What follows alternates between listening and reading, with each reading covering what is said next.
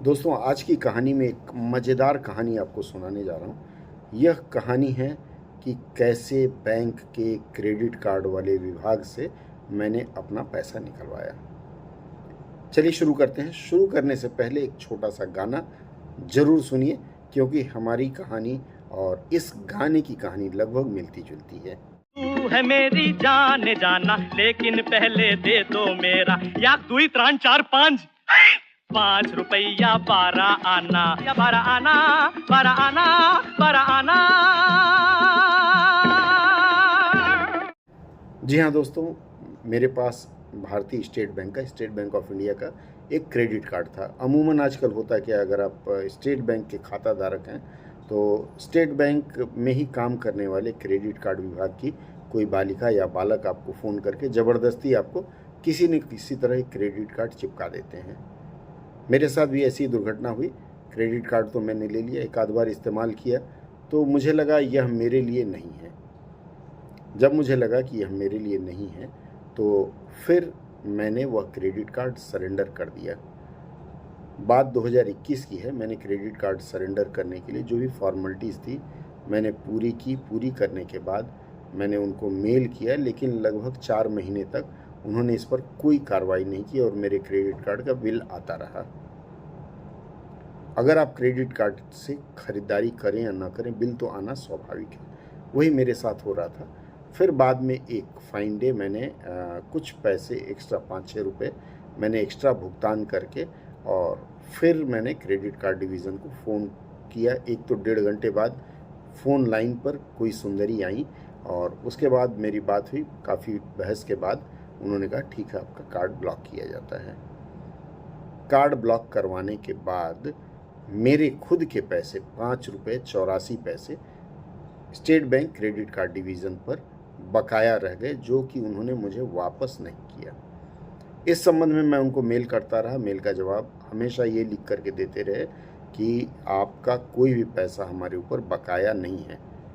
Whereas मेरे पास उनका SMS हर महीने आ जाता था कि आपका इतना रुपया हमारे पास है, माइनस करके बिल आता था। बहुत करेस्पॉन्डेंस किया, बहुत मैंने मेल किया, पर हर मेल का जवाब वहाँ से यही आता था कि कोई बकाया नहीं, हमने कार्ड क्लोज़ कर दिया है। लेकिन मुझे यह मेल और एसएमएस आता था धमकी भरा, तो मेरे समझ में नहीं आया कि यह क्या कोऑर्डिनेशन है।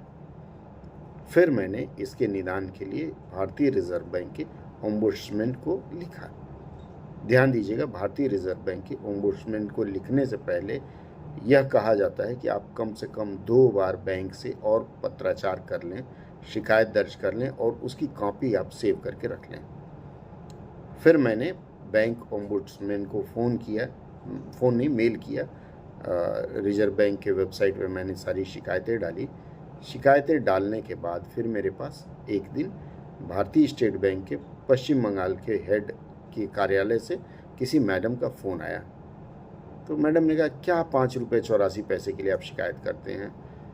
तो मैंने कहा, मैडम मान लीजिए यही पैसा आपका मेरे ऊपर बकाया रहता, मतलब बैंक मुझसे लेने वाली होती, तो क्या आपके क्रेडिट कार्ड ने ₹5.82 84 माफ़ कर दिया होता?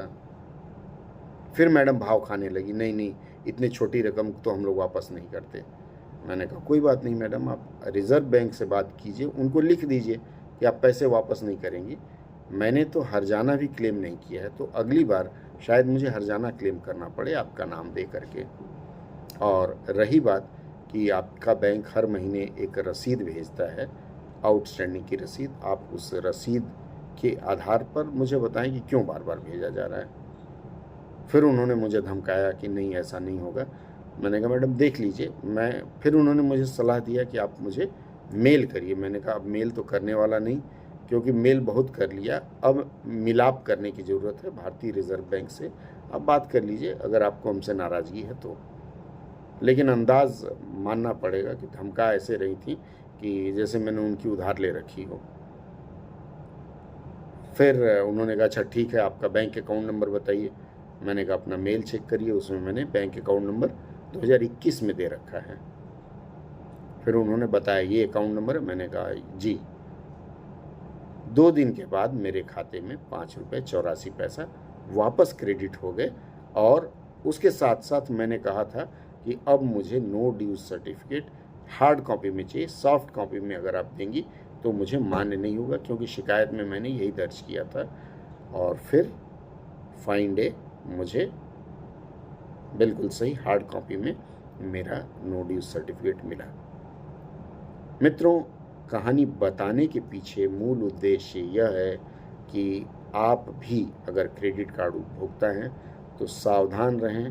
एक पैसा अगर बैंक का आपके ऊपर चढ़ा हुआ है तो बैंक आपको कोर्ट तक लेके जाएगी और हो सकता है वह एक पैसा 1 करोड़ रुपया हो जाए। तो मल्टीपल कार्ड्स उपभोक्ता हैं तो सावधान रहिए, और अपना अगर एक पैसा बचा हो तो ज़रूर क्लेम करिए। आरबीआई ओम्बुड्समैन का दरवाज़ा हमेशा खुला रहता है। अगली चर्चा में फिर मिलेंगे तो फिर आप बीती सुनाएंगे। तब तक के लिए नमस्कार।